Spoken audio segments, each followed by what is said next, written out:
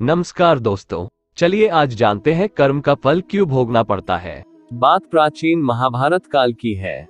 महाभारत के युद्ध में जो कुरुक्षेत्र के मैदान में हुआ, जिसमें 18 अक्षौहिणी सेना मारी गई, इस युद्ध के समापन और सभी मृतकों को तिलांजलि देने के बाद पांडवों सहित श्री कृष्ण पितामह भीष्म से आशीर्वाद लेकर हस्तिनापुर को वापस हुए।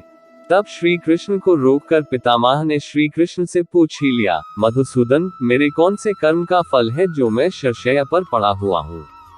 यह बात सुनकर मधुसूदन मुस्कुराए और पितामह भीष्म से पूछा, पितामह, आपको कुछ पूर्व जन्मों का ज्ञान है?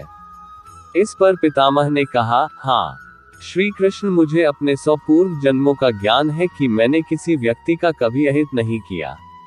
इस पर श्री कृष्ण मुस्कुराए और बोले, पितामह, आपने ठीक कहा कि आपने कभी किसी को कष्ट नहीं दिया, लेकिन 101वें पूर्वजन्म में आज की तरह आपने तब भी राजवंश में जन्म लिया था और अपने पुण्य कर्मों से बार बार राजवंश में जन्म लेते रहे।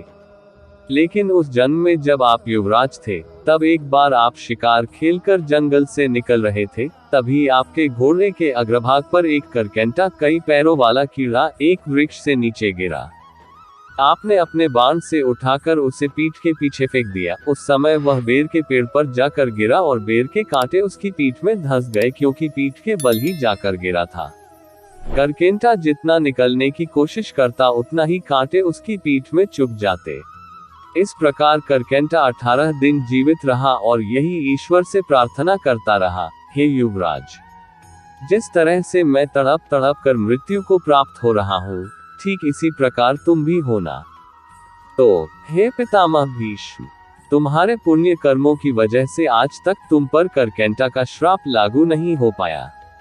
लेकिन हस्तिनापुर की राजसभा में द्रौपदी का चीरहरण होता रहा और आप मूक दर्शक बनकर देखते रहे, जबकि आप सक्षम थे उस अबला पर अत्याचार रोकने में, लेकिन आपने दुर्योधन और दुशासन को नहीं रोका। इसी कारण पितामह, आपके सारे पुण्य कर्म क्षीण हो गए और करकेंटा का श्राप आप पर लागू हो गया।